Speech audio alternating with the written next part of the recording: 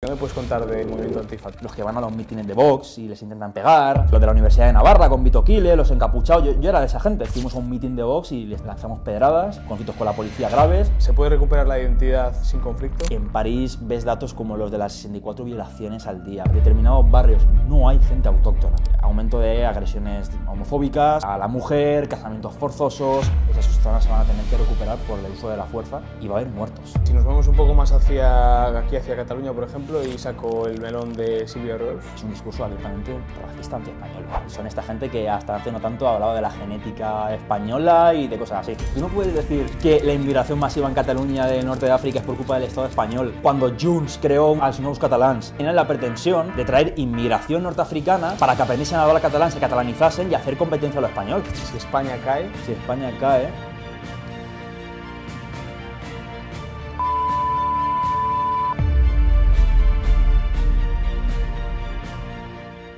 Muy buenas a todos, bienvenidos a un nuevo podcast del canal El Cambio de Guardia. Para esta charla de hoy tenemos a un invitado muy especial. Vamos a hablar de tradición, seguridad, reemplazo, ciudadanía y muchas cosas más. Así que nada, sin más dilación, vamos al podcast de hoy. Marc Lozano, ¿qué tal estás? Pues muy bien, encantado de estar aquí, Daniel. Pues el placer es mío. ¿Qué tal? Bienvenido a tu casa. Pues sí, la verdad. Aquí en Barcelona aparte estoy, así que sí, en mi casa. Y jodida está la cosa, pero bueno, ahí andamos. Pues vamos a hablar más de ello. ¿Qué pasa en los barrios? Muchas cosas. Yo, cuando me dices qué pasa en los barrios, pues enfocarlo a la inmigración, sí, para mí, no, o sea, no te voy a engañar, para mí es el problema principal ahora mismo, porque de que la cosa siga así dependen muchísimas otras cosas. Yo siempre lo digo, en los barrios pasan muchas cosas, hay problemas con el tema de la vivienda, hay precariedad, hay drogadicción, hay falta de oportunidades, hay muchísimos problemas, pero sí que es verdad que cada vez más, y lo dicen informes del CIS, la preocupación de los españoles ha dejado de ser tanto ciertos problemas, a ser la seguridad prácticamente el primero detrás de la vivienda, si no ha vuelto a ser el primero, porque yo creo que va a terminar siéndolo como en otros países de Europa. Sí. Entonces, ¿qué pasa en los barrios? Pues que evidentemente hay una preocupación que yo creo que se basa en unos hechos objetivos que están ahí, que son materiales y no se pueden negar, aunque haya mucha gente que los nieguen. ¿Y qué pasa? Bueno, pues que estamos empezando a acercarnos a ese panorama social que se está viviendo en Reino Unido o que se está viviendo en Francia, que la gente aquí en España lo veía como muy...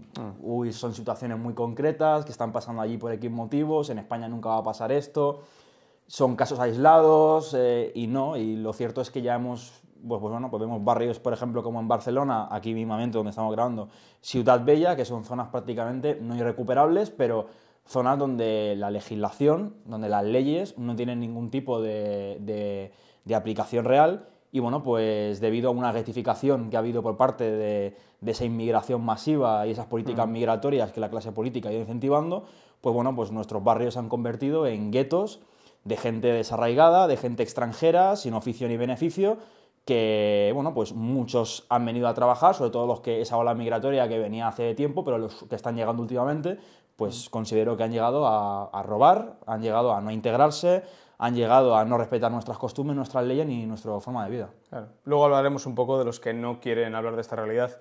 Pero claro, tú acabas de nombrar el CIS y aunque sea cierto que la situación no es tan mala como en otros países, hay barrios donde sí se puede ver. O sea, hay una percepción social donde las personas que viven en estos barrios de verdad se sienten indefensas. Fíjate que, por ejemplo, hay barrios determinados, por ejemplo, hay programas en televisión últimamente que están tratando mucho el tema, ¿no? Y siempre hay como barrios o como zonas donde, por ejemplo, hay una ocupa, o sea, se abre una ocupa y 5 extranjeros ilegales ocupan esa ocupa y empieza a haber problemas de delincuencia en esos barrios. Y son los casos que seguramente acaparan más atención, pero es que aquí en Cataluña es un problema de degradación que yo creo que lleva ya más de 20 años, paulatina y poco a poco, porque, por ejemplo, la gente se centra mucho en esos casos concretos de ocupas y tal, pero Hospitalet lleva asumiendo inmigración masiva durante más de 20 años y es que, yo de verdad, tú estuviste allí el otro día, Sí. No es España eso. O sea, no es España, y no es un caso concreto de 5 magrebíes que la estén liando, es que no ves a un solo español. O sea, es un proceso de sustitución demográfica. O sea, eliminación étnica de lo nuestro, o sea, en todos los sentidos. Las únicas personas que veíamos que eran españolas era gente mayor, porque luego toda la gente joven es que era inmigrante, toda.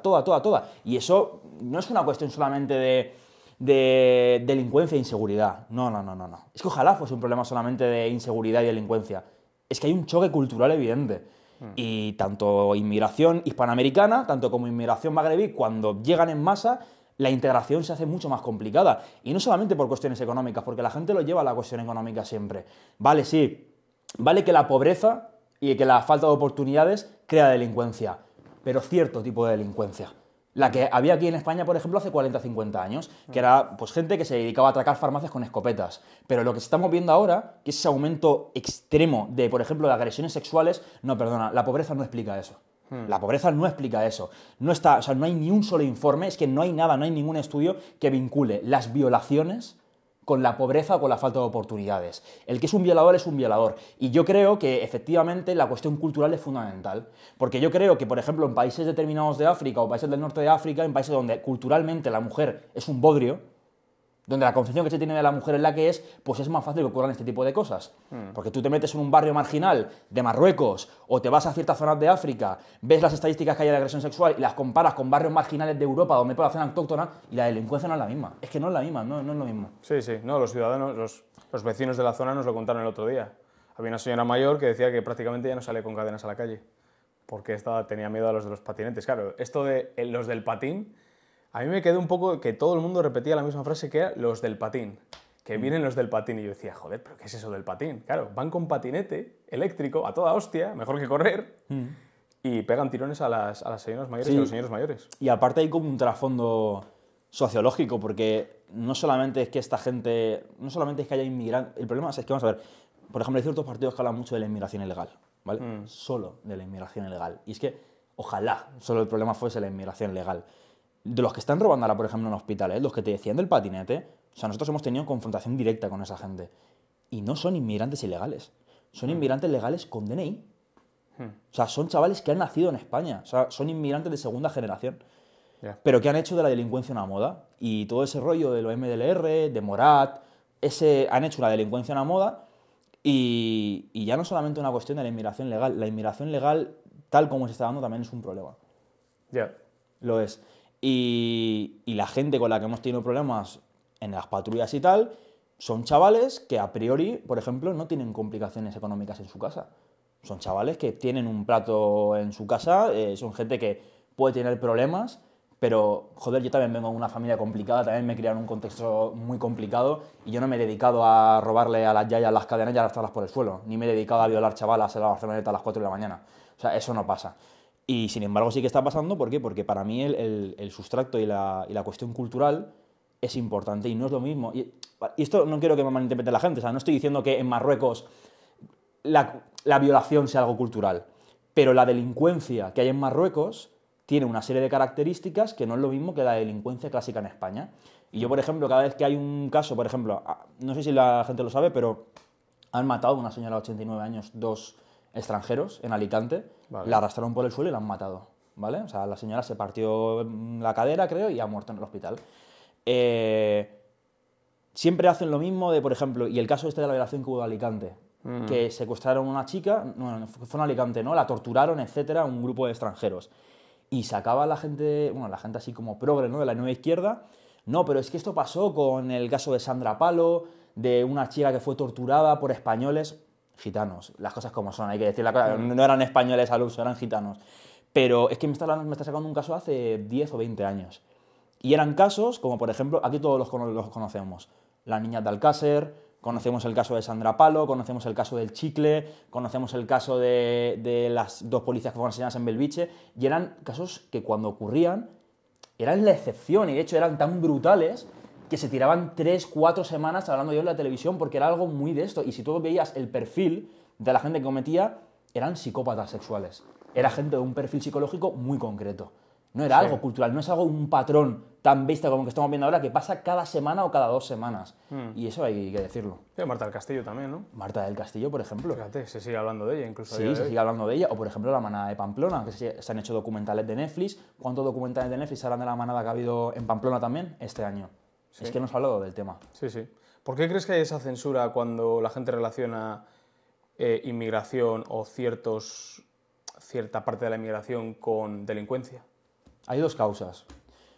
Por una parte, a ver, yo cuando hablo de la izquierda, que para mí es la gente que tiene la hegemonía hoy en día, pronto la perderá, pero la tienen.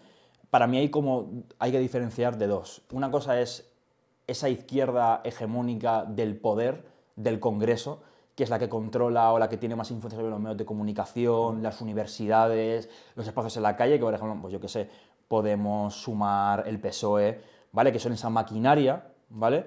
Y luego están las bases, que es la gente común, que tiene esa ideología. Y son dos cosas distintas, porque yo te pongo un ejemplo. Yo no creo que muchos diputados del PSOE piensan como realmente dice que piensan. Yo creo que hay mucha gente que está ahí por la pasta, que está por el sillón y por sus intereses meramente personales. Y esa gente para mí son criminales y esa gente habrá que barrerla y habrá que echarla y habrá que hacer lo que tengamos que hacer con ellos. Pero luego el problema son las bases. Y no solamente te hablo de la señora que vota al PSOE, te hablo del chaval, y yo te hablo de esto porque lo conozco, porque yo lo fui, te hablo del chaval Antifa de 18 años que está incluso dispuesto a ponerse una capucha, a coger una pedrada y irse a un meeting de Vox y jugarse un juicio porque realmente se cree lo que piensa. O sea, hay mucha gente que de verdad piensa que estos son casos aislados. Hay mucha gente que de verdad... Y esto no es... A veces la gente de la derecha, o sea, muchas veces no profundiza o no quiere profundizar en por qué hay tanta gente que piensa así.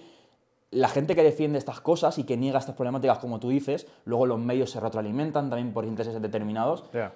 Esta gente no es que estén... No es gente ignorante muchas veces. Sí hay mucha ignorancia, pero esta gente tiene sus argumentos también. Lo digo porque habrá mucha gente de derechas que se flipe con este tema y luego a lo mejor debaten con alguien de izquierdas que sí que está formado y les come la tostada. Esta gente tiene sus razonamientos políticos para explicar lo que explican y lo explican a través del tema de las condiciones económicas. Yeah. Ellos creen que todo lo que está pasando está estrictamente vinculado a lo económico, a la pobreza, a la falta de oportunidades que tiene la gente inmigrante, a ese racismo estructural que existe contra ellos. Y eso hay que saber combatirlo también. O sea, sí. Pero es verdad que el factor económico puede jugar un pequeño papel, pero el identitario y el cultural también lo juega. O sea, creo que para mí, yo sinceramente creo que hay que atacar todos los frentes. No, y te lo digo, o sea, a mí, por ejemplo, me cogen y a mí me colocan ideológicamente en 1980 y yo soy un rojo. Yo soy un rojo de la hostia, a ver, un rojo de la... Lo que pasa es que ahora está habiendo unas contradicciones muy curiosas y tenemos tenemos extraños compañeros de trinchera, ¿vale? Sí, todos. sí. Está pasando esto. Pero yo soy un rojo y para mí la cuestión económica no es un factor, para mí es un factor fundamental. Para entender la cuestión de clase, la cuestión económica, para mí es fundamental. Pero macho, que no. Que no me puede justificar una violación y explicármela por las condiciones socioeconómicas, no. Que hay que... Bueno, para empezar yo ya apuesto por remigrar a muchísima gente. Hay que remigrar a muchísima gente, pero los inmigrantes que se queden aquí, pues sí hay que buscar alternativas para que esa gente pueda trabajar, para que se pueda desarrollar, para que tengan buenas condiciones de trabajo, buenas condiciones de vida, para que puedan adquirir una vivienda. Yo estoy a favor de que, porque si ese factor económico no existe, la delincuencia va a seguir existiendo, va a haber problemas que van a seguir existiendo. Pero lo que dices tú, para mí la cuestión identitaria y cultural para mí es fundamental también. En este caso yo creo que juega un papel importante. Probablemente el más importante. Seguramente sea el más importante, sí. Y claro, eso nos lleva un poco a las patrullas vecinales que has mencionado antes. O sea, ¿en qué momento la gente se empieza a juntar y empieza a dar vueltas por determinados barrios que están tensionados, donde os han dicho los vecinos que no hay quien salga a la calle? O sea, ¿en qué momento dais el paso adelante? Mira, te pongo un ejemplo práctico para que la gente lo entienda. Tú imagínate un padre de familia, ¿vale? En este caso te voy a poner el ejemplo de Belviche, que tiene una vida relativamente normal y de repente un día pues su cría le llega a casa, su hija, y bueno, pues un grupo de dos indeseables, dos escorias humanas, le han perseguido por el parque y le han tocado la vagina y han intentado abusar de ella. Tú imagínate que al día siguiente ese padre de familia se entera de que a una vecina la han arrastrado por el suelo y le han partido la cadera. Tú imagínate que al otro día alguien se entera, bueno, ese padre en cuestión se entera de que en el mercado han robado a otra persona y tal. Y no tiene ninguna alternativa para defenderse de eso. Es decir, en su barrio pasa un coche de policía cada 6 horas y tiene una sensación de inseguridad muy grande que antes no tenía, en el sentido de que tiene miedo de que su hija salga a la calle incluso. De que no puede confiar que su hija salga a la calle a las 9 o a las 10 de la noche porque le puede pasar algo. Entonces, cuando una persona sufre problemas tan graves, porque no estamos hablando de dificultades del día a día o problemas económicos. Estamos hablando de un problema de que a tu hija a lo mejor la violan cuando sale de casa. Sí, qué serio. Que es serio, porque ya es una cosa que implica ya la integridad física de tus hijos, de tu mujer, de lo que sea. Problemas que te pueden destrozar la vida de verdad y que pueden generar un problema muy grande en el seno de tu familia o en tu ambiente más cercano. Pues cuando un padre vive ese tipo de cosas y ve que la policía literalmente le dice, va a una comisaría a denunciar, yo esto lo viví con una madre de Belviche, a su hijo le perseguían del instituto a casa y le robaron como 5 veces en una semana.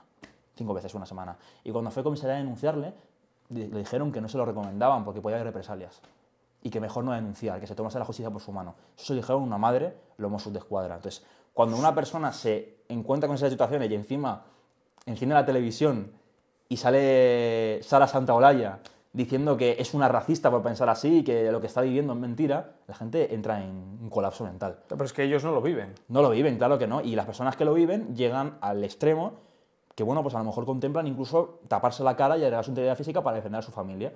Y es una cosa que parece muy heavy si no lo vives, si lo ves desde lejos, pero cuando estás entre la espada y la pared y tu familia sufre, hay un peligro muy inminente en tu casa, en tu ambiente más cercano, pues la gente hace cosas que decimos, qué locura, ¿no? Pero en situaciones extremas se entiende. Sí, situaciones extremas a veces requieren medidas extremas, ¿no? Como dice la gente. Claro, si ponen a la gente en esa tesitura de tener que defender... Claro, es que si la policía no llega, o sea, ¿qué va a hacer la gente? Es que no tienes otra opción. Claro. Y además no es un problema de que le roben a tu hija el almuerzo, que le roben la cartera puntualmente. No, es que es serio. Es serio. Y aquí en Belviche no hemos llegado a ese extremo, pero aquí donde estamos grabando en Ciutat Bella, no sé, yo una vez salí de fiesta, salí de un bar con unos amigos, me giré a la esquina a la derecha y había una niña en blanco llorando, tirada en el suelo y un policía al lado porque la habían violado en mitad de la calle. En un callejón aquí de esto de los de Ciutat Bella. Es que no estamos hablando de una tontería, o sea, esto podemos ver cifras, es decir, cuando tú miras las cifras del INE y ves que ha habido 3.000 violaciones en España, o no sé cuántas habrá habido, tú dices, hostia, 3.000, tú piénsalo, ¿eh? Es que no solamente son 3.000 niñas a las que la han matado en vida, es la familia, es que es un desastre de proporciones bíblicas. Sí, el otro día en el País Vasco marca una generación entera de chavales, ¿eh? O sea, es una generación en concreta de chavalas y de chavales que les va a marcar mucho y que les está marcando mucho esto, y imagínate en el futuro porque va a ser mucho peor dentro de unos años. El otro día salían los datos en el País Vasco, creo que eran agresiones sexuales, 83% estaban... Y yo creo que era un dato, no sé si era del INE, no del INE de allí, de las estadísticas del País Vasco, y creo que era el 83% de agresiones sexuales estaban protagonizadas por inmigrantes, por extranjeros. Y pon el oído a eso, por inmigrantes, sin contar a nacionalizados, por ejemplo, gente que tenga el DNI y que sea de origen inmigrante. Es que a lo mejor no es un 84, a lo mejor es un 95. Claro, es que es preocupante porque si esto sigue así, o sea, aunque vayan avanzando tan poco a poco... Aunque ellos no pasen a formar un claro grueso, no lleguen a cifras muy, muy altas dentro de la sociedad, pero es que da igual, porque o sea, si van avanzando tanto por ciento cada año, llegará un momento que en vez del 83 será el 90%, y en vez de tener 3.000 violaciones tendrás 5.000, y luego 6.000, y luego igual 7.000 dentro de 5 o 10 años. Sí, es lo que pasa en Francia. Me parece que en París hay... Es que no quiero equivocarme con la cifra, pero era una barbaridad de violaciones al día. O sea, una barbaridad de violaciones, solo en París. Me parece que eran 64 o una hora así. Violaciones al día, en París. Yo en París he estado hace poco y he sentido inseguridad al lado de la Torre Eiffel. Que dirías, bueno, es una zona turística, está la Torre Eiffel, está el Sena, y dices, aquí tiene que haber policía, tal. Bueno, pues había 2 o 3 turistas, estábamos allí, nos miramos los unos a los otros y dijimos... Esto no es Francia. ¿Qué hacemos aquí? Vámonos ya de aquí. Porque estamos aquí esto no es Francia, esto no es Francia. Estamos haciendo el tonto. Si los franceses lo dicen, que ya París no es París, es otra cosa. Sí, Bagdad será, pero París no es. Sí. Lo que me lleva al siguiente bloque, que es Europa. O sea, España quizás no sea el peor escenario, pero ya hay sitios donde, y esto lo hablas con la gente, hay sitios donde es difícil recuperar ciertos barrios, ¿no? Como que en España dices. Me voy un poco más a Europa. O sea, en Europa, claro, porque en España habrá gente que todavía dirá, bueno, esto sí y tal. Pero Europa... Como yo aparte trabajo mucho con el tema de Roberto Vaquero, de sus redes y tal, estamos viendo siempre como actualidad de este tema, ¿vale? O sea, siempre, las 24 horas del día. Es que yo creo que la gente no es consciente, o sea, miles de casos. Cuando en Reino Unido te encuentras, por ejemplo, casos como el de las violaciones en masa por clanes de pakistaníes que ha habido durante 10 años. cuando en París ves datos como los de las 64 violaciones al día, cuando en París ves casos como, bueno, por ejemplo, en Bélgica lo que está pasando ahora, no recuerdo el barrio. Molenbeek será. Es Molenbeek, correcto. Claro. Que literalmente vas por un mercado y son todo mujeres en velo, masas de mujeres en velo, de hombres árabes. No hay ni un solo belga, o en Francia, determinados barrios, no hay ni un solo francés. Es, uno, sustitución demográfica étnica a gran escala, o sea, no hay gente autóctona. Segundo, aparte, problemas de delincuencia e inseguridad, porque esas sociedades islámicas se juntan con lo desarraigado, con lo lumpenizado, con la gente que roba, tal. O sea, es como la peor versión de un país islámico. Luego, tema de islamización, y eso conlleva, pues, aumento de agresiones homofóbicas, a transexuales, a la mujer, casamientos forzosos, etcétera. Y pues una serie de problemas que no son naturales, no han sido nunca naturales de Europa y de Occidente, y es que son zonas literalmente irrecuperables que yo, a lo mejor es un poco fuerte que lo diga, pero esas zonas se van a tener que recuperar por el uso de la fuerza y va a haber muertos. Porque en barrios de París hay gente que regenta barrios con kalashnikovs. O sea, hay tiroteos de gente entre diferentes clanes con armas largas. Entonces, recuperar eso... Ya. De hecho, está pasando en Suecia ahora, por ejemplo, que se están recuperando ciertas zonas y la policía se mata a balazos con la gente de allí. Porque son gente que se ha instaurado allí y tú dile a esos clanes que se vayan de allí, que vuelvan a sus países, que remigren o que dejen de delinquir. No. Y encima las comunidades islámicas se retroalimentan también con estos grupos, porque la cuestión identitaria es primordial. Yo el otro día hice un comentario además que me criticaron mucho, pero hay como un discurso muy con las mujeres musulmanas como si fuesen víctimas, todas. Y vale, sí, claro que habrá niñas a las que les obliguen a llevar el velo y a esa gente hay que ayudarla, pero la cantidad de musulmanas que yo conozco que llevan el velo por reafirmación de su identidad, se sienten orgullosas, desprecian Occidente, desprecian nuestra cultura, desprecian a los blancos, desprecian tal, y ven ese velo como una reafirmación de sus creencias religiosas y son las primeras que lo van a defender hasta la muerte, eso pasa.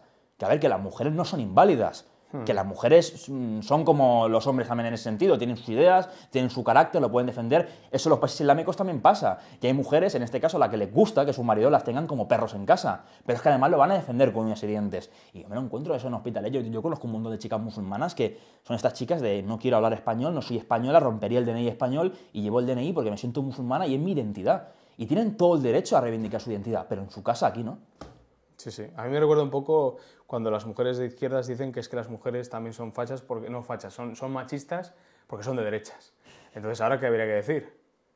¿Qué diría una mujer de izquierdas de estas personas que reivindican tanto llevar el hijab, el pañuelo, bueno, las que van tapadas enteras? Sí, pero al menos cuando la gente de izquierda se habla de la mujer, de que es machista, es una mujer que a lo mejor quiere tener hijos y quiere dedicarse a la crianza de los hijos. Eso ya para ellas, pero sin embargo la mujer que literalmente se deja moler a golpes por el hombre en casa, no, eso es una mujer está muy empoderada porque lleva el velo y hace una reivindicación de su religión oprimida. Sí, claro, es que al final, o sea, el llevar el pañuelo, llevar el velo, ¿es de verdad, o sea, tú crees que es de verdad por que son libres para hacerlo o que de verdad, o sea, hay algo detrás que las está obligando? Porque a mí yo no veo, o sea, puedo entender la libertad la libre opción para llevarlo, no llevarlo y tal, pero, tío, cuando tú ves a una niña de 14 años que lo está llevando, todos hemos tenido esa edad.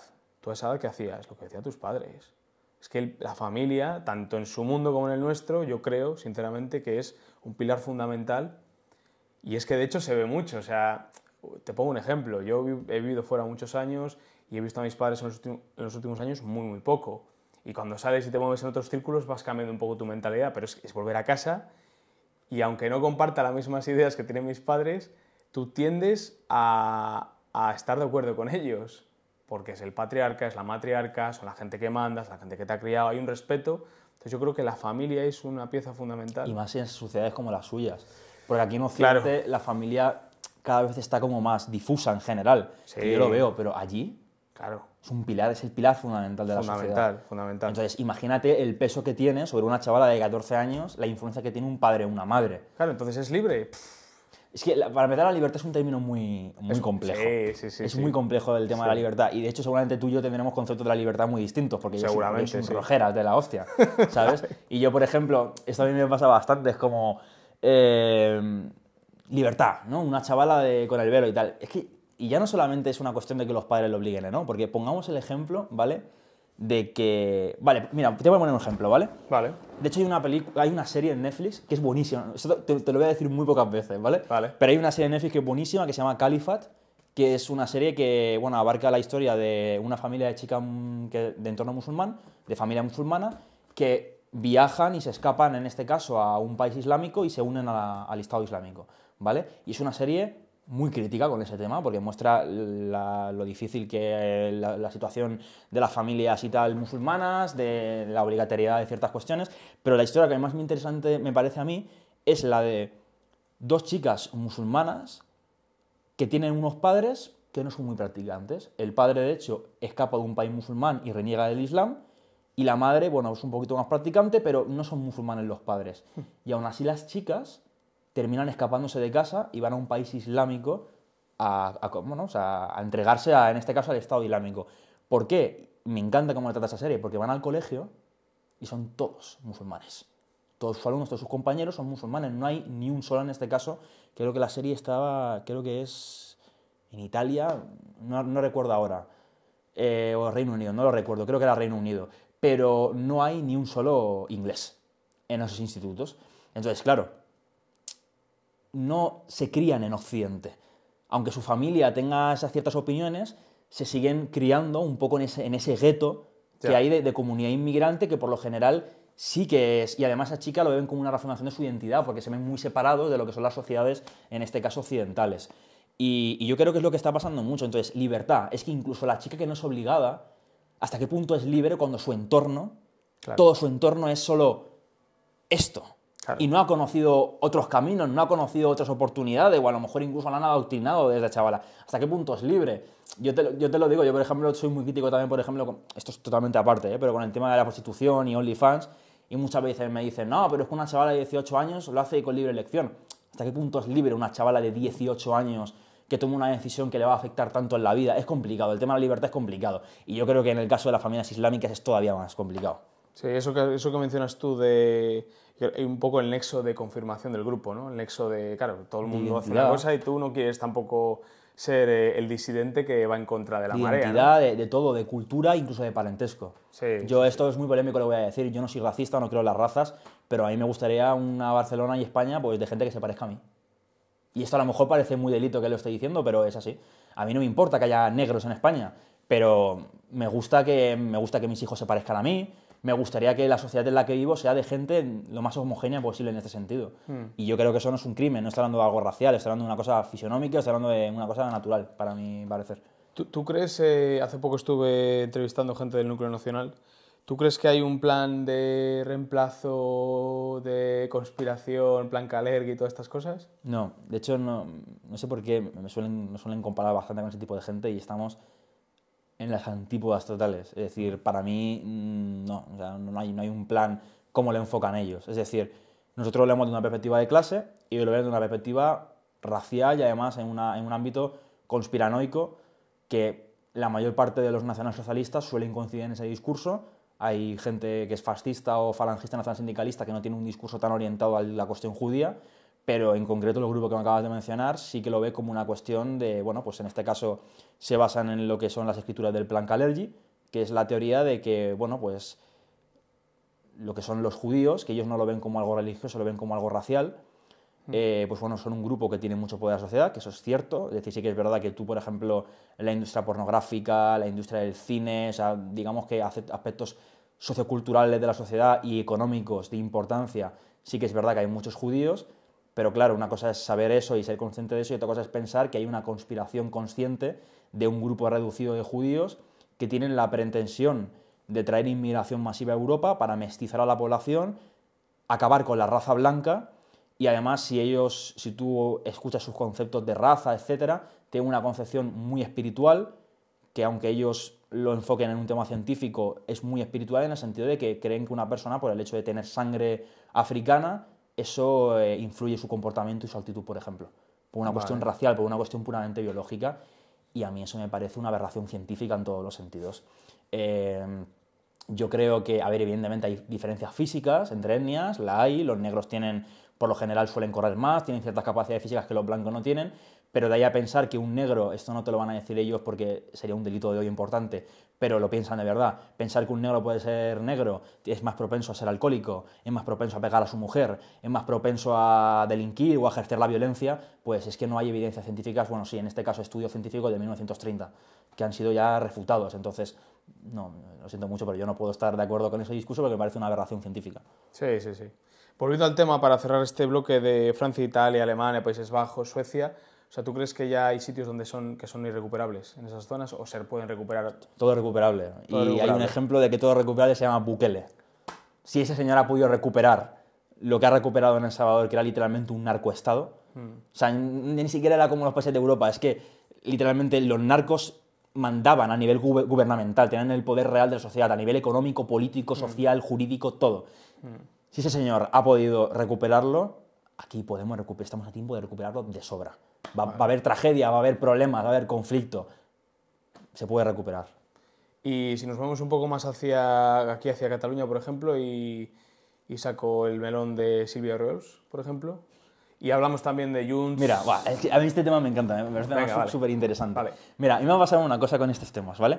Cuando yo debato y hablo con gente que tiene una posición, por ejemplo, más parecida a la de Vox, y te pongo ejemplos de portavoces, por así decir, no portavoces, pero gente del entorno. David Santos, Infoblogger, todo este tipo de gente. Si yo tengo una conversación con este tema sobre ellos, soy nacionalista catalán. O sea, parezco un nacionalista catalán. Si tengo una opinión, si tengo un debate con gente de Silvia Oriols o con independentistas, parezco nacional sindicalista. Entonces, uno me ven de una manera y otro me ven de otra. Yo te pongo un ejemplo, mira. La situación en Cataluña es compleja de la hostia, y esto se tiene que entender, hay una realidad que está ahí y hay que tratarla, ¿no? Yo, mi familia, por parte de padre, ha sido culturalmente muy catalana y mi familia, por parte de madre, muy andaluza.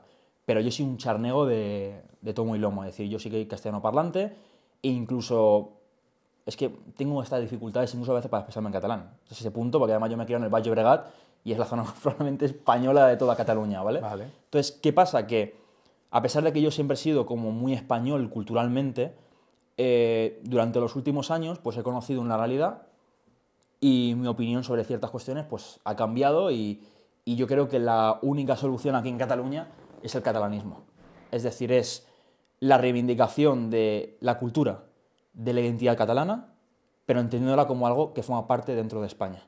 Vale. Y yo creo que el problema que ha habido en Cataluña y que ha fomentado tanto la gente como Silvia Oriols, tanto como se ha fomentado también desde el gobierno español y de sectores más unionistas, ha sido la politización de la cultura.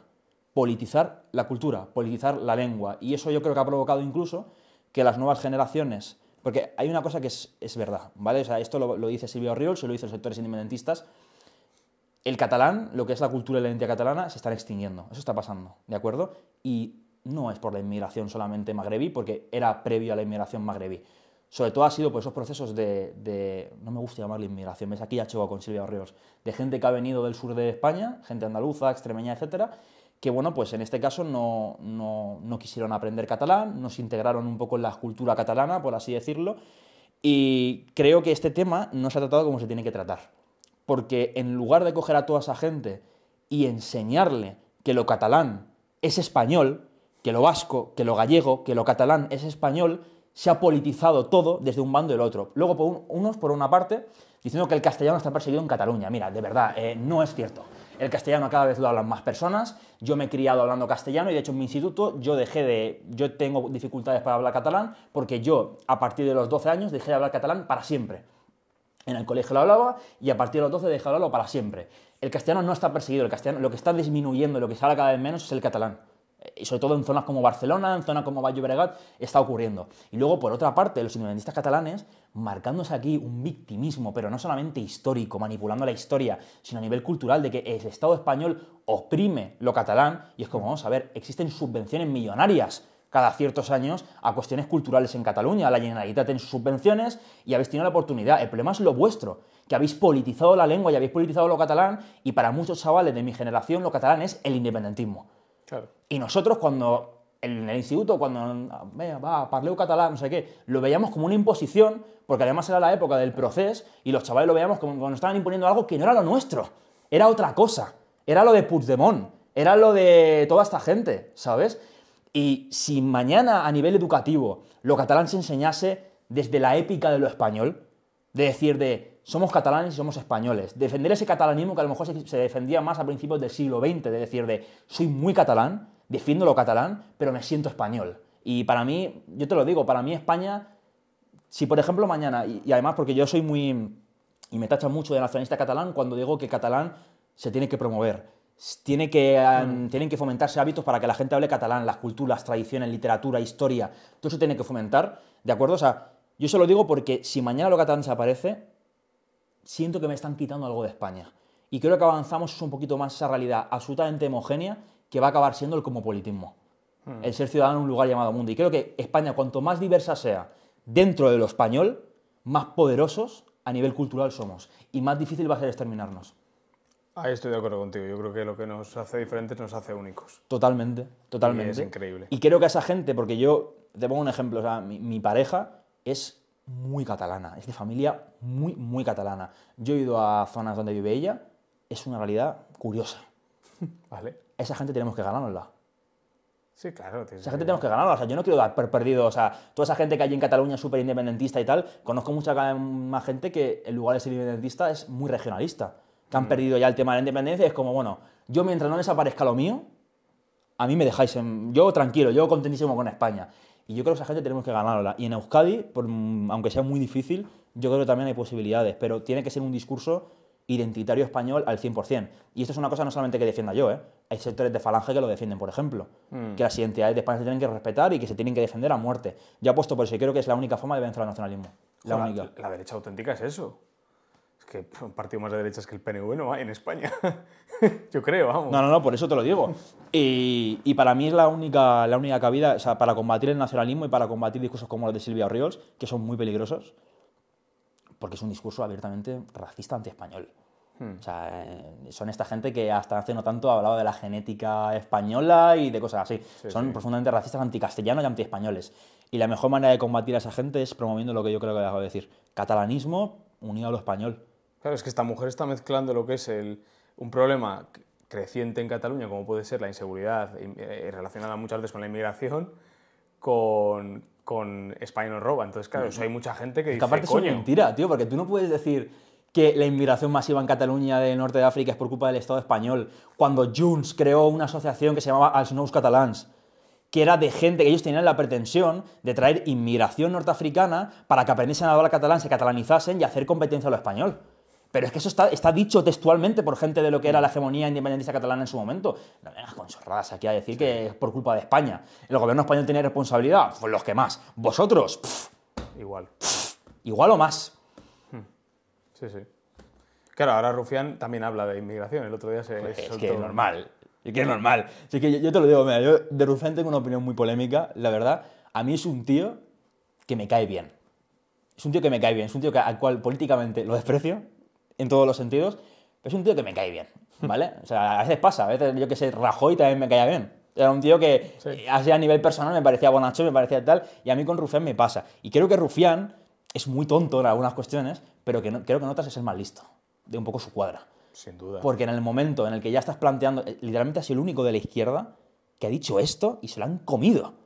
Y se lo han comido. Y encima lo que ha dicho es lo más tibio que te puedes llegar a imaginar. Porque ha dicho, nada. Tenemos que hablar. Ya, bueno, o sea, es la cosa más abstracta que he escuchado en mi vida. Sí. Pero es el único que lo ha hecho. Porque yo la única gente de la izquierda que había hablado de estos temas es el Rufián y el Anuj, que no sé si lo conoces. ¿No? Es un influencer así de izquierdas que es, digamos, de la izquierda es un poquito más crítico, pero sin sobrepasar demasiado. Está un poquito más allá de Rufián, tampoco mucho más. Bueno.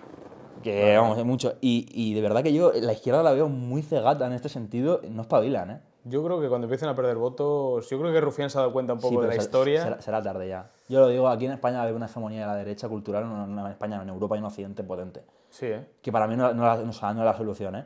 pero la izquierda ya ha perdido, para mí ha perdido ya. Claro, es un poco acción y reacción, ¿no? Yo también lo creo que es así. Creo que es una alternancia, en cierta manera. Sí, el péndulo, ¿no? El famoso... La teoría Es el péndulo. Yo te lo digo, ¿no? a nivel juvenil sobre todo, o sea, ahora de moda, entre la juventud está de moda decir viva Franco, y esto es así. ¿Esto significa que los jóvenes se estén volviendo fascistas? No, tío. Hace 12 años estaba de moda gritar Gora ETA. Y los chavales te lo gritaban, y era puta España, Gora ETA, y era un poco la moda de ser rebelde, porque la hegemonía, por así decirlo, era la más la derecha, España era un país a nivel, gobernaba el PP, lo católico, tal, ¿no? O sea, bueno, en ese sentido, y la reacción a nivel cultural en contra de eso fue el otro, lo que dices tú, el péndulo, el otro extremo, pero a nivel de moda, a nivel de sistémico, porque esta gente tampoco defiende el nacionalcatolicismo como tal. No lo defienden, no lo defienden. Les gusta juguetear, como Pablo Iglesias jugueteaba un poquito con el comunismo a veces, que le gustaba tocar esos puntitos ahí, sí, el comunismo, Venezuela, tal, pero luego a la hora de la verdad, nada. ¿Sabes? Pues a esta gente le gusta porque es como contracultural, ¿no? Es así como rebelde, a los chavales les atrae y lo utilizan de vez en cuando, hablando de los toldos verdes de la época de España, tal, pero son liberal conservadores, o sea, defienden a Israel, son sionistas, es un fascista de verdad, bueno, le llaman judíos. Tú has hablado con los de Núcleo y ya sabes la opinión que tienen de Vox, de que son judíos y que hay gente y cosas así, o sea, claro. Esa gente lo fusilarían si pudieran. Seguramente, sí. O sea, sí, ojalá que no, pero seguramente sí. Claro, lo dices un poco, claro, a mí has dicho una cosa antes que es la imposición. Yo lo llevo siempre se lo comento a la gente, que es que la gente que se crió con Franco luego no votaron a la Falange cuando fueron elecciones libres. Es que el PSOE gobernó durante casi 14 años. Es verdad que era un PSOE que había abandonado... La sociedad mayoritariamente era una sociedad progresista en ese sentido. Sí, es cierto que el PSOE, no sé, en el 80 creo que tiene una convención y dicen que van a abandonar el marxismo. No sé si es 80 o 79. Creo que es en el 80. 81 creo me quiere sonar. Vamos a abandonar el marxismo. Claro, eso hace que mucha gente que estaba un poco en el centro se una a ellos, pero bueno, al menos son gente un poco que piensa más progresista y son gente que se ha creado en el franquismo. O sea, lo que te quiero decir es que cuando te intentan meter algo por... Hay un rebote. Tío, la gente joven... Yo he sido joven en algún momento y somos así, eran así la gente. Y a ver, esto va a sorprender a la gente lo que le voy a decir. O sea, repito, soy un tío que yo me considero comunista y lo digo más que nada porque lo que voy a decir ahora es polémico. ¿Con Franco se iría mejor? Pues en algunos aspectos sí. Es innegable, en algunos aspectos. Claro. Solo he dicho en algunos. Económicamente, hombre, pues al menos los chavales antes se podían comprar una casa y podían formar una familia. Es que ahora eso no pasa. Que se lo digan a los boomers. Claro. O sea, son cosas que son innegables. Eso no significa que el franquismo, vamos a ver, es que eso me hace gracia. No, es que con Franco el estado de bienestar, la seguridad social, pues como en el resto de países de Europa, es decir, hasta en la Unión Soviética existía el estado de bienestar y la educación era gratuita y tal. O sea, tú no puedes decir, no, con Franco todo era perfecto porque cualquier sociedad de antes yo creo que es mejor que lo que hay ahora. Entonces es que es normal que le sea tan fácil romantizar con ciertas épocas históricas porque es que lo que hay ahora es lo peor. Estamos en una decadencia absoluta, entonces claro, pues sí, el franquismo, pues, claro, va a parecer maravilloso en comparación con esto. Es deleznable lo que tenemos ahora. Siguiente bloque, ¿vale? Último bloque. Política, medios, acción, o sea, periodismo. O sea, hablábamos antes un poco de las personas que quieren negar la evidencia y tal. El otro día me dijiste que ya hay gente que ya sí que está empezando a ponerse de dónde vienen las personas que cometen estos delitos. Pero, ¿por qué crees que hay todavía parte de este periodismo un poco chusco que se niega a reconocer las evidencias de que la inmigración descontrolada puede generar ciertos problemas sociales? Hay un informe, me parece que además se redactó a principios de los 2000 y fue una cosa que se aprobó en el Congreso y que iba dirigida en este caso a los medios de comunicación. Y desde el año 2002, que creo que fue cuando se aprobó, hasta la actualidad lo han mantenido un poco en consonancia. Y literalmente el informe se llamaba algo así de enfoque de la inmigración o del fenómeno de la inmigración dentro de los medios de comunicación. Y en ese informe básicamente se decía que la nacionalidad de los delincuentes no se debía mencionar para evitar la estigmatización de esos colectivos. Entonces, ese informe se ha seguido bastante sistemáticamente por parte de los medios de comunicación. Yo creo que hay varias vertientes. Uno, ciertos medios que, a priori no son progresistas, como La Razón o ciertos medios, yo creo que se han negado muchas veces a dar esa información por miedo a que les diesen bien, porque vamos a ver, el poder mediático, político de cierta gente es innegable. Y yo creo que ha habido otros medios de comunicación porque realmente se creen que están fomentando la estigmatización y el racismo, pero es que es contar la realidad. Y ahora está pasando una cosa curiosa, que yo no sé si la están notando, y es que cada vez más medios hablan de la nacionalidad. De hecho, ya veo titulares de La Razón, del Mundo, que hablan de un inmigrante magrebita, y eso hace 4 años era impensable. Increíble, sí. O sea, increíble, impensable. Y ahora lo estamos viendo un montón. Y ya en lugar mucha gente de informarse en la Gaceta o informarse en noticias, directamente en El Mundo, porque al menos ya El Mundo te dice un inmigrante ilegal de tal edad que tenía una orden de expulsión, tal. Sí. Y es curioso, y yo creo que en cierta manera eso es porque lo que antes era presión para que no lo hicieran, ahora es mucha presión para que lo hagan. Y también creo que, honestamente, yo creo que también hay mucha gente que está despertando, ¿eh? Yo a veces en plan veo, por ejemplo, me pongo el programa En Boca de Todos y Nacho Abad y este tipo de gente están todo el día hablando de inmigración y dicen cosas que hace 3 o 4 años ni se les ocurriría decirlas porque les cierran el programa. Yo creo que hay un proceso de concienciación a nivel general de la sociedad y yo creo que esos sectores más reaccionarios a nivel mediático, a nivel político, que están cada vez más en contra de la espalda y la pared, ¿eh? Sí. Oye, tú saliste en un programa de estos, ¿no? Sí. Te hicieron conexión en directo. Sí. ¿Qué pasó ahí? Fue curioso porque el día anterior fueron a hacer un reportaje de las patrullas, ¿vale? Y me dijeron, y me coge el periodista, que era muy majo el chaval, me coge el periodista y me dice, ¿te parece bien mañana conectarte en directo? No sé qué. Y yo digo, bah. Claro, yo le hablé con la gente de mi entorno y me dijeron una cosa que es verdad. Me dijeron, te van a intentar hacer la encerrona 100%. Buah. Porque pasa en boca de todos, pasa siempre. Es decir, meten a una persona en directo, Cuando te han puesto verde ya... Claro, le han puesto verde, le hacen la entrevista y luego, bueno, vamos a preguntarle a un ex policía, vamos a preguntarle a un analista política, y a la Santa Olalla y el otro. Y lo que hacen es, evidentemente, en directo es complicado porque va con retraso, además, y ellos además se les escucha mucho más. Entonces se aprovechan y te intentan como joder porque es como se sobreponen sobre ti, te insultan, a ti te llega con retraso, no te enteras mucho. Entonces hace poco le pasó al youtuber este, el BCN Pie de Calle, le pasó con el Carlos Segarra, la verdad que él no hizo lo que hice yo, se puso a debatir con él y le dije, le he puesto a caldo a... No, te ha puesto a caldo a ti él porque no para de insultarte y además tú no puedes ni contestar porque no te da tiempo, es que no funciona. Entonces, claro, a mí la gente de mi entorno me dijo, tú lo que tienes que hacer es, tú coges, arrancas, no te callas, suelta lo que tienes que soltar y cuando pasen a los colaboradores, coges y cortas. Y dices, no quiero hacer nada. Y llegó un momento, solté todo mi rollo, una chavala era como, habla muy rápido, estás como muy enfadado, y es como, estoy intentando decir todo lo que quiera antes de que me intentéis joder, ¿sabes? Sí. Y llega un momento donde, bueno, vamos a pasarte con un ex policía, tal, y ahí es cuando yo dije, mira, paso, no me vais a hacer la encerrona ni de coña, os podéis ir a tomar viento. Y además el tipo empezó a decir, y lo que tienes que hacer yo creo que es gritar, o sea, gritar alto y no parar de hablar, no parar de hablar. Y al tío, no me acuerdo que le dije, algo así de que vivía en el chaleo, que era un sinvergüenza y tal, y cogí, me quité el esto y le dije a Luis, venga, corta. Sí. Y creo que lo máximo que alcanzaron a decir era que me llamaron botarate o no sé qué, y ya está, fue lo único que me dijeron ya, ¿sabes? Y vale. después del programa quieren decir lo que quieran, pues que lo digan. Pero a mí en directo no me van a hacer la encerrona, ¿sabes? Sí, sí.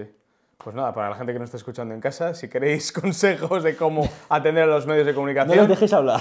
Este tipo sabe cómo hacerlo. No les dejéis hablar nunca, no les dejéis hablar nunca porque te van a hacer la encerrona.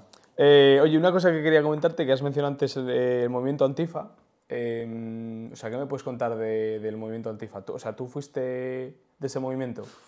Vale. Yo entré en ese movimiento con 13, 14 años. Vale. Porque yo con 14 años, a ver, yo soy siempre un chaval muy idealista y por cuestiones de lo que me ha pasado en mi vida privada, pues sí me está metido en política. Pasa que yo pego un cambio ideológico de 360 grados, básicamente. Y pues bueno, pues yo en ese momento en mi barrio pues conocí a un grupo de chavales que sí que estaban metidos en ese rollo, que eran así de ese rollo estética más skin, etc. Y bueno, hay mucha gente, ¿no? El rollo sharpero y tal, pues estuve en esa clase de rollo. Y un rollo, pues lo que es Antifa, la izquierda radical, en este caso más tirando por esos colectivos más minoritarios, más radicales, anarquistas, comunistas, fatal en ese sentido. Y estuve de los 14 a los 18, más o menos, y fue una época muy complicada, donde tuve varios juicios, un proceso de degradación personal muy grande. Si me preguntas más a nivel político,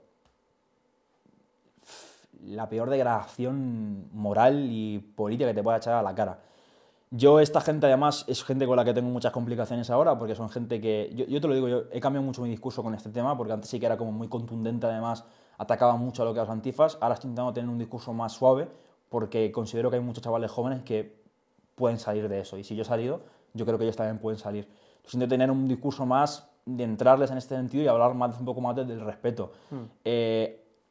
Por lo general, los chavales que hay dentro de esos movimientos, porque repito, una cosa es el PSOE, la izquierda más sistémica, y otra cosa son esos colectivos que son los que van a los mítines de Vox y les intentan pegar, Sí. los de la Universidad de Navarra con Vito Quile, los encapuchados. Yo era de esa gente, yo estaba con esa gente, yo me juntaba y hacía ese tipo de cosas. Yo tuve un juicio el 30 de marzo del año 2019, un proceso judicial bastante, si buscáis en internet vais a encontrar cosas curiosas, donde fuimos a un mitin de Vox y les lanzamos pedradas, tuvimos conflictos con la policía graves, y nosotros, yo te lo juro que yo estaba convencido de que yo estaba haciendo el bien, de que esa gente eran fascistas, de que querían retroceder a la época de Franco, y de que yo era básicamente, vamos, como el típico militante de Izquierda Unida en los años 80 que corría de los grises. Pues era literalmente, nosotros nos queríamos un poco en ese ambiente.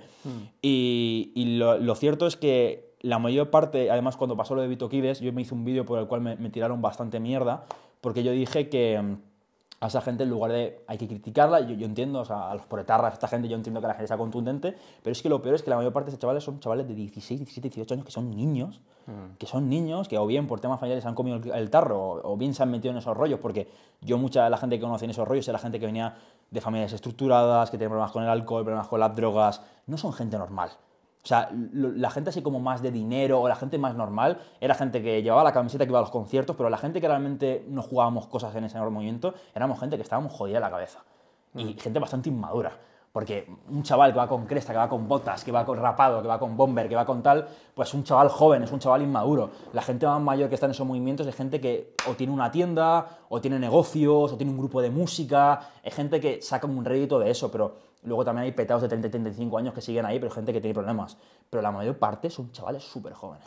Yeah. Y que están muy engañados, están muy lobotomizados y que realmente se creen lo que están haciendo. Y yo creo que la mejor manera de sacar a esa gente de esos movimientos es, para empezar, hablándoles no como si fuesen imbéciles, ni como fuesen subnormales. Cuanto más contundentes eres con esta gente, más se cierran en banda y más se autoconfirman sus sesgos. Yeah. Yo creo que lo que hay que hacer es, y yo creo que es lo que intento hacer, es decir, chaval, yo he estado en ese punto, te entiendo perfectamente, te entiendo muchas de las cosas que dices, pero creo que te equivocas por esto, por esto, por esto, por esto, por esto. Y la reacción ha sido evidente y cada vez más chavales me escriben en plan de ciertas cosas que dices me parece que tienen sentido, ¿sabes? Y me lo dicen así. Y bueno, son la policía de choque, son la carnaza de grandes partidos políticos, de intereses económicos, y bueno, son chavales que se destrozan la vida, hacen ese tipo de cosas. Sí, sí. Vamos a pasar a la última, la ronda relámpago, ¿vale? Que siempre termino los podcasts de esta forma. Venga, te digo, te voy a decir unos nombres y tú, lo primero que se te pase por la cabeza, me lo dices, ¿vale? Vale. Una palabra.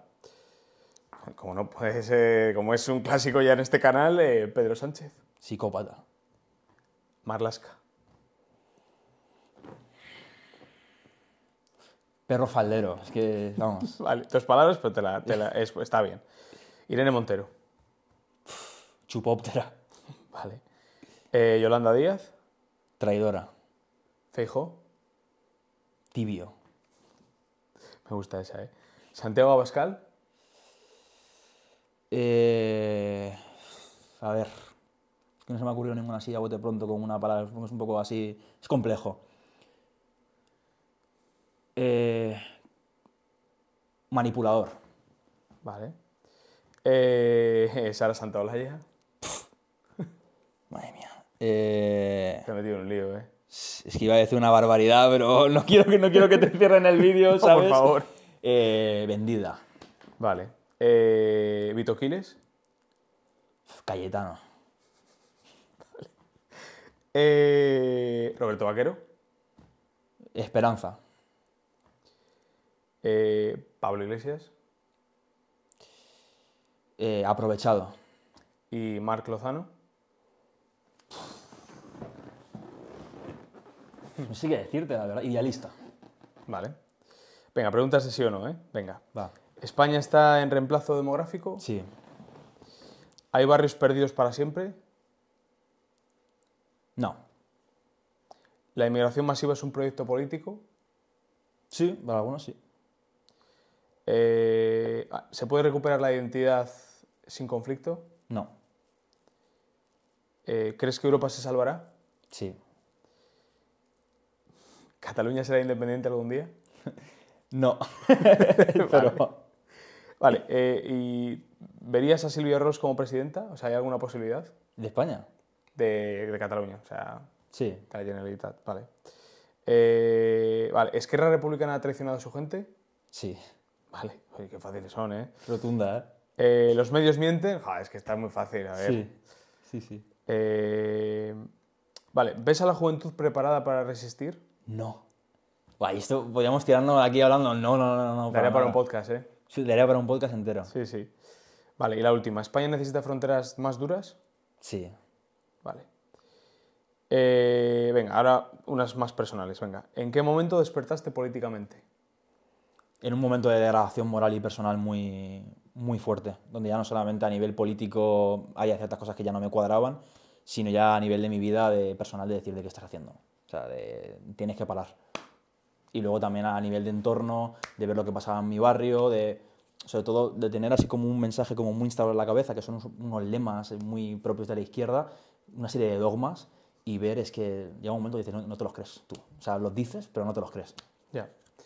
¿Qué le dirías a un joven de 15 años que piensa o cree que todo da igual? Que ahora es muy fácil y ahora vive un poco inmerso en su nube, vive un poco la vida, vive un poco el momento, pero es muy probable que en un momento dado conozca una chavala que tenga hijos y cuando vea que sus hijas no pueden salir a la calle, o cuando vea que sus hijos les hacen determinadas cosas, o cuando vea que no puede llegar a final de mes, o cuando vea de ciertas complicaciones, bueno, pues si hubiese luchado al menos en el momento, hubiera podido tener al menos el pensamiento de decir, al menos lo he luchado y lo voy a seguir luchando, ¿no? Pero yo creo que lo peor que te puede pasar es que ese momento llegue y decir, esta es la España que le he dejado a mis hijos y no he podido hacer nada para evitarlo. Vale. Vale, ¿tu mayor miedo si España continúa así durante los próximos 20 años? Que dejemos de ser España y nos convirtamos en un protocalifato. O sea, ese es mi miedo. Un libro, un podcast y una peli. ¿Un libro? Pues mira, para enfocarlo un poco en lo que estamos hablando ahora, yo de libro recomiendo Sumisión, de Houellebecq, que era un libro, un podcast. No, ¿qué era un libro? Y peli. Un podcast, me has dicho. Sí, podcast y peli después. Podcast, Vaquero Podcast. Vale. Y una película. Pues mira, ya que hemos hablado también un poco de estos temas de la juventud y tal, es una película que yo le recomiendo mucho a los chavales, sobre todo para el tema de lo que son las drogas y todo esto. Requiem por un sueño. Me parece una película increíble, de verdad, y me parece además muy actual en ciertas cuestiones. Buenas recomendaciones, me gustan. Vale, ¿qué le dirías a tu yo de 14 años, por ejemplo, que es cuando empezaste en ese mundillo? Si tuvieras la oportunidad. Que no sea tan influenciable, que piense más por sí mismo. Vale. Vale, ¿qué lugar o símbolo te hace sentir en casa? Mi bandera, yo creo. La Rojigualda. O sea, yo cada vez que veo esa bandera es como... Siento como un arraigo muy profundo, ¿sabes? Vale. La última, ¿eh? Termina la frase. Si España cae... Si España cae... Yo creo que si España cae, habrá otros que recojan la bandera y que salven aunque sea lo que queda, aunque sea muy mínimo. Vale. Y la última pregunta del podcast. Si pudieras contarme algo que quizás no lo has contado nunca a nadie, sé que esto es difícil, pero que simplemente por tener esta charla conmigo, por conocernos y demás, ahora te sientas con la confianza de hacerlo, ¿qué me dirías? Así a nivel personal. De lo que quieras, puede ser de lo que quieras. Pues mira, si hablamos a nivel personal, yo por lo general tengo bastantes problemas sobre todo a nivel de discursivo, con gente de Vox, ¿no? Etcétera, y estos sectores, porque claro, o sea, cuando se ataca a la gente que venimos un poco del entorno, que venimos, se nos suele achacar un poco que nos hemos cambiado de chaqueta, ¿no? Que todo el discurso este de la inmigración que estamos teniendo es una cuestión simplemente que estamos aprovechándonos un poco del momento para conseguir a la gente determinada, para subirnos a la poltrona, tal y cual. Yo a mucha de esta gente, sobre todo de ciertos sectores políticos, les puedo decir que la gente cambia, o sea, la gente cambia, la gente puede llegar a procesos ideológicos y me parece mucho más grave que una persona piense de la misma manera durante 20 años sin prácticamente cambiar sus pensamientos, me parece que esa persona tiene un problema. Y lo digo porque tú no tienes por qué cambiar la ideología, puedes cambiar sencillamente ciertas posiciones, y es lo que he hecho yo en cierta manera, porque la ideología como tal no la he cambiado. Y creo que esa gente, si se parase y bajase un poco a la calle y conociese a muchos de estos chavales que conformamos ahora en nuestro movimiento político, lo que hemos vivido en nuestras vidas personales, se darían cuenta que en el momento en el que nos conozcan más profundamente, se darán cuenta que no es una cuestión de cambiar de chaqueta. Y hemos vivido cosas que a lo mejor ellos no han vivido tanto. Simplemente diré eso. Vale, pues yo te agradezco. Una última cosa, una última cosa. Que te he traído un regalo. Hombre. Es blanca lo único, sé que vas de negro todo el día. Sí, tío. Es una putada. Tengo una obsesión con el negro. Te la puedes poner de pijama si quieres, ¿vale? La que del canal. Señores, suscribiros al Cambio de Guardia, un podcast en libertad. Eso es. Suscribiros, hombre. Pues muchas gracias. Así que nada. Yo te doy las gracias por estar aquí conmigo y nada, a ver si nos vemos en el futuro. Pues sí. Venga, gracias, tío. A ti. Si te ha gustado la entrevista, dale al like y suscríbete para más contenido. No olvides dejar un comentario con tus propuestas para futuras entrevistas.